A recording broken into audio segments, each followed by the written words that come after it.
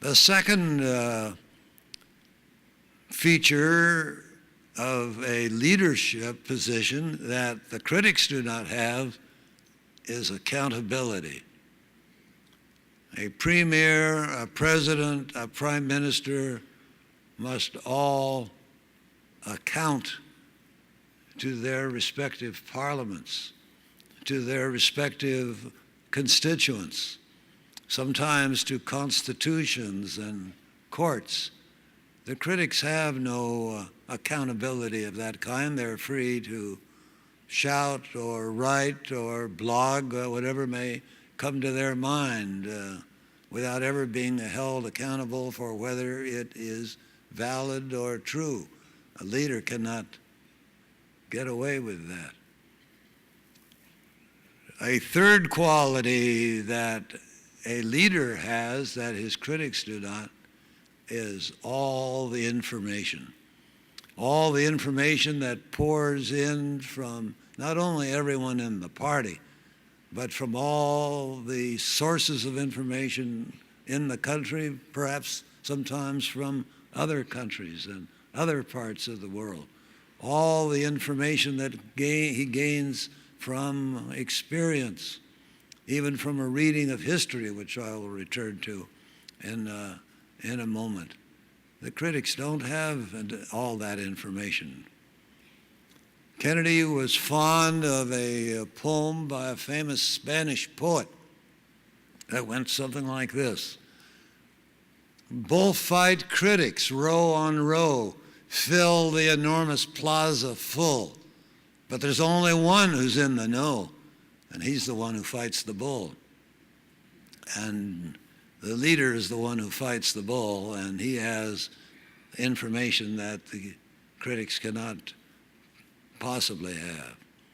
And finally, the leader, unlike the critics, has a responsibility that extends far beyond the particular issue that may be under debate. During the Cuban Missile Crisis, when the Joint Chiefs urged Kennedy to, and I might add congressional leaders did also, they wanted him to do something tougher than a blockade or quarantine against offensive weapons, as he called it. And Kennedy said, but I'm also responsible for what happens in Berlin.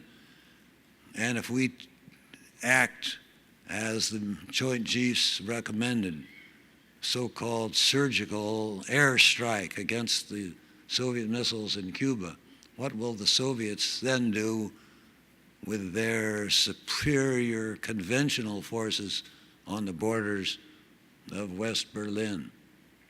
And the same is true of virtually every criticism that is launched. The leader hears it, but he realizes that his broader responsibilities may present reasons that make it simply impossible for him to act the way the critics want him to act. And finally, there are three qualities that the critics possess that the leader doesn't possess. One is hindsight. Harry Truman often said the average high school sophomore in Independence, Missouri, equipped with hindsight, is smarter than the President of the United States. Very true. And all of us have experienced that. It's a delight with hindsight to poke holes in what others have said and done in previous years.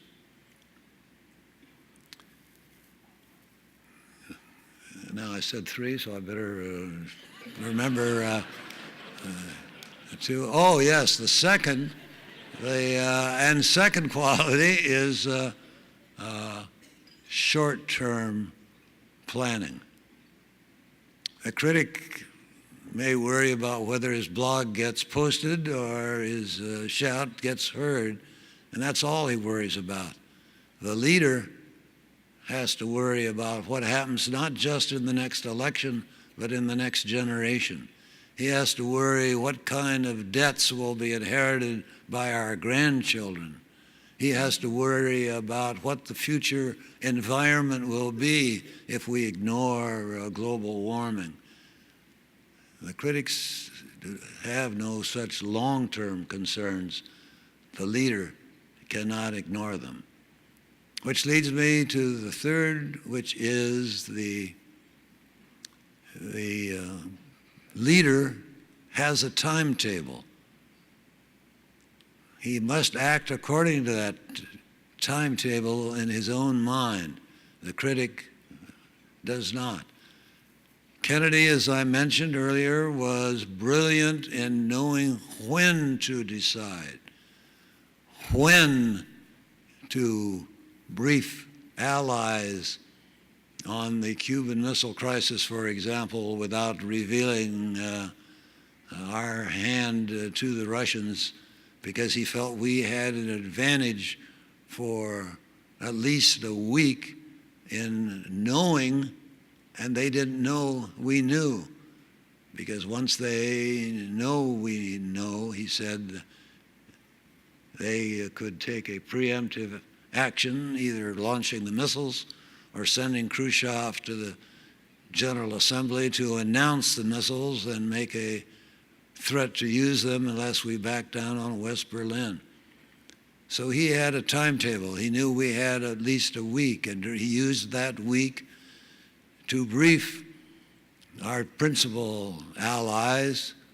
Unfortunately, his relations weren't so good with Mr. Diefenbaker at that time, but I think there are people here who understand that. So that timetable is all important. The Premier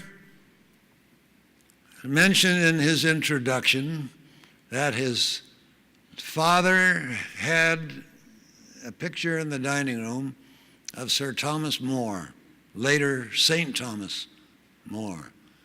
I recommend anyone who has never seen or read the play A Man for All Seasons to do so. And one of my favorite scenes comes in, I believe it's the very first act of that play. Sir Thomas is in high office under Henry VIII, and he's relaxing in his home, and a friend, maybe a suitor of his daughter Alice, is asking Sir Thomas to get him a job at a court, find any job for him. And finally Sir Thomas says, "You could always teach, Richard." And Richard says, "Teach? Who would know if I were a teacher?" Sir Thomas says, "You would know. I would know. Your friends would know. Your students would know. God would know." That's quite an audience.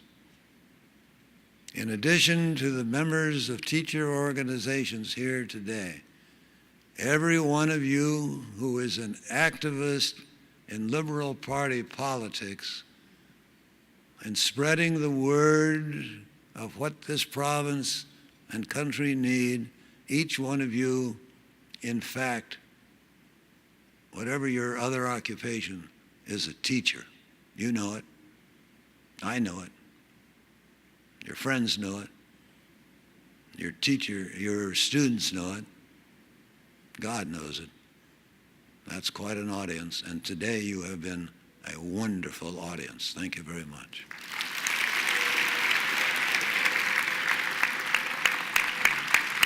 They like it, Ted. They like you. How do you know? I can tell.